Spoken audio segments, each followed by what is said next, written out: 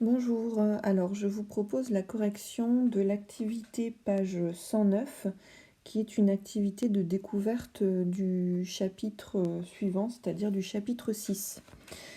Donc, il s'agit là de faire le lien entre la structure électronique des ions et le type d'ion qu'ils forment en réalité.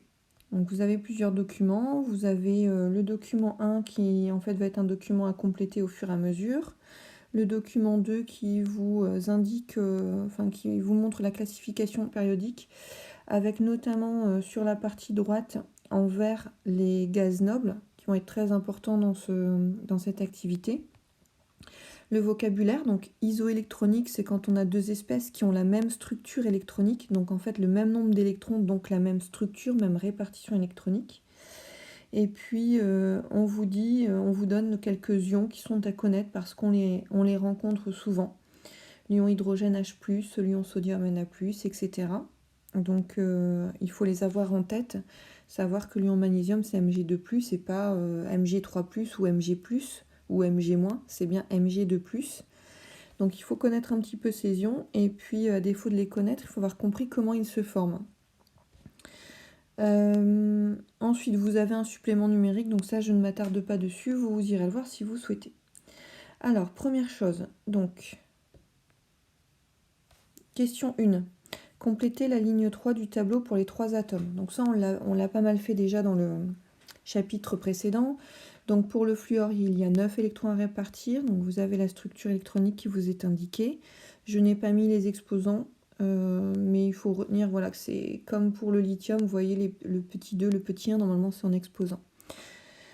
Pour l'aluminium, on a 13 électrons à répartir, donc il y en a 2, plus 6, ça fait 10, et ensuite on en a 3 sur la troisième couche, 3s2, 3p1.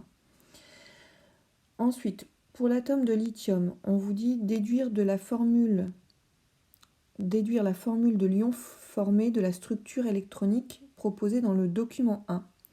Alors ici, vous voyez que le lithium, normalement, c'est 1s2, 2s2, donc il a 3 électrons.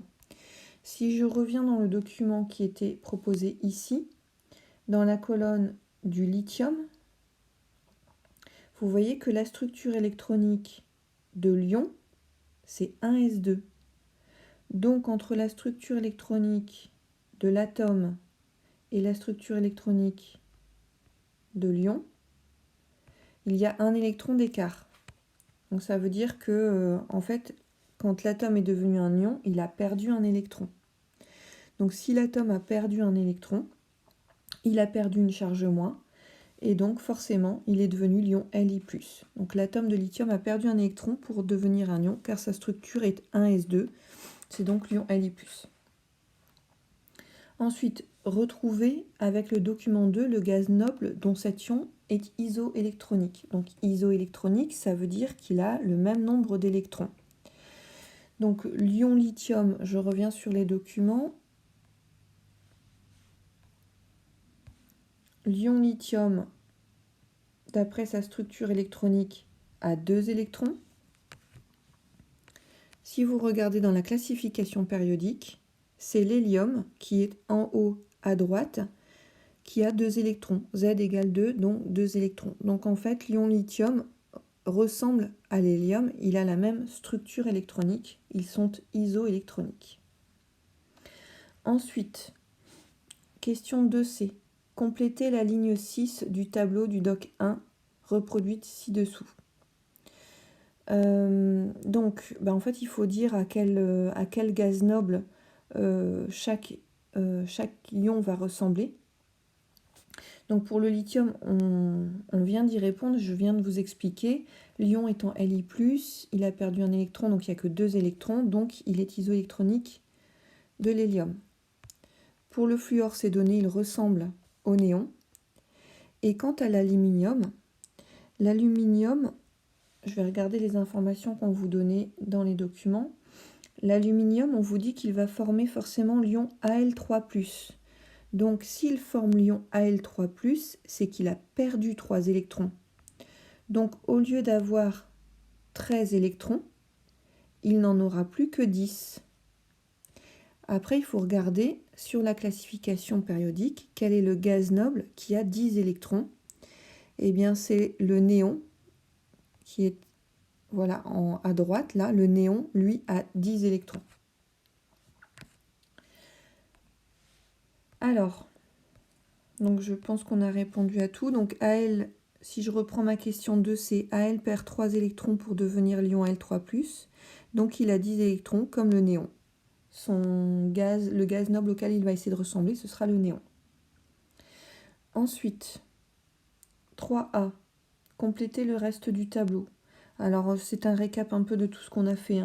Formule de l'ion qui est donnée par chaque élément. Le lithium, on a vu que c'était Li+, sa structure est donnée. Quant au fluor, il donne F- et Al donne Al3+. Donc en fait, pour Al3+, on a vu qu'il avait 10 électrons, donc 1 S2, 2 S2, 2 P6. Et pour le fluor, on vous donne une indication, pareil dans le document 1. Donc je reviens sur le document 1, si j'y arrive. Voilà. Pour le fluor, si vous regardez le document 1, on vous dit qu'il a la même structure électronique que le néon. Donc l'ion fluorure aura la même structure électronique que le néon. Pour rappel, le néon a 10 électrons. Donc la structure électronique du fluor, ce sera 1s2, 2s2, 2p6, 10 électrons. L'ion fluorure a 10 électrons, alors que l'atome de fluor n'en avait que 9. Donc ça veut dire qu'il a gagné un électron. L'atome de fluor a gagné un électron pour devenir F-, qu'on appelle l'ion fluorure. Ensuite, justifier les réponses. Donc je viens de vous l'expliquer. F- et Al3+ ont la même structure électronique que le néon, c'est-à-dire 10 électrons, donc qu'on répartit sur les couches électroniques. Donc F- et Al3+ sont isoélectroniques, ils ont la même structure électronique. Ensuite, question 4. Justifier les formes monoatomiques en reprenant la méthodologie du document 1. Alors c'est ce que je viens de vous expliquer en fait. Les atomes, pour se stabiliser, ils vont avoir tendance à gagner ou perdre des électrons. Ils vont vouloir ressembler au gaz noble qui est le plus proche d'eux dans la classification périodique. Si on prend le lithium par exemple, le lithium Z égale 3. Donc le gaz noble qui est le plus proche de lui, c'est l'hélium avec Z égale 2. Donc en fait, le lithium, pour ressembler à l'hélium, va perdre un électron et devenir l'ion Li+. Comme ça, il aura la même structure que l'hélium. Concernant le fluor et l'aluminium, eh bien, le fluor Z égale 9, donc le gaz noble le plus proche, c'est le néon avec Z égale 10. Et pour l'aluminium, Z égale 13, donc le gaz noble le plus proche, c'est aussi le néon. Donc le fluor, pour ressembler au néon, il va gagner un électron. Comme ça, il aura 10 électrons comme le néon. Et l'aluminium, pour ressembler au néon, il lui faudra perdre 3 électrons. Comme ça, il aura la même structure électronique.